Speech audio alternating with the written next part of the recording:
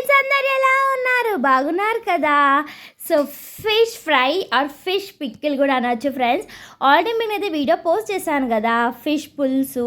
So అప్పుడే మేము చాలా ఫిషెస్ తెచ్చామన్నమాట. మక్క మంచిగా పచ్చడి పెట్టేసి అన్నది మేము అంటే ఫిష్ పచ్చడి అనొచ్చు ఆర్ ఫిష్ ఫ్రై కూడా అనొచ్చు. ఒక 2-3 వీక్స్ అయితే మంచిగా ఈజీగా ఉంటుంది. ఇట్లా క్రంచీగా ఇట్లా ఫ్రై చేసుకోవాలి. ఫస్ట్ మనం ఫిషెస్ తెచ్చినప్పుడు క్లీన్ చేసిన తర్వాత ఒక 2-3 డేస్ బయట పెట్టాలన్నమాట. ఫ్యాన్ గాలికైనా ఎండుతుంది, ఆర్ మనం కొంచెం ఎండ నీడ కూడా పెట్టినా కూడా అదే ఎండిపోతాయి అనమాట. కొంచెం వాటర్ అంతా పోయినాక కొంచెం ఎండినట్టు అవుతాయి కదా, ఆరినట్టు అయిపోయినప్పుడు మనం ఫ్రై చేసుకోవాలన్నమాట. ఫ్రై చేసిన తర్వాత ఇట్లా అన్ని ఉప్పు, కారం, జీలకర్ర పొడి అవన్నీ వేసి మంచిగా ఫ్రై చేసిన తర్వాత చాలా బాగుంటుంది ఫ్రెండ్స్.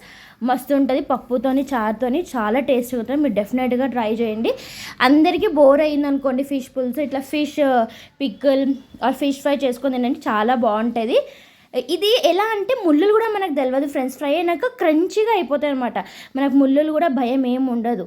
సో ఇలా మంచి ఈజీగా తినొచ్చు. అండ్ మా అక్క మాత్రం అన్నీ బాగా చేస్తారు ఫ్రెండ్స్. థ్యాంక్ యూ అక్క, మాకు ఇవన్నీ చేసి వచ్చినందుకు thank you so much. So మీరు నా వీడియోస్ని లైక్, షేర్ అండ్ సబ్స్క్రైబ్ చేయండి. Bye friends.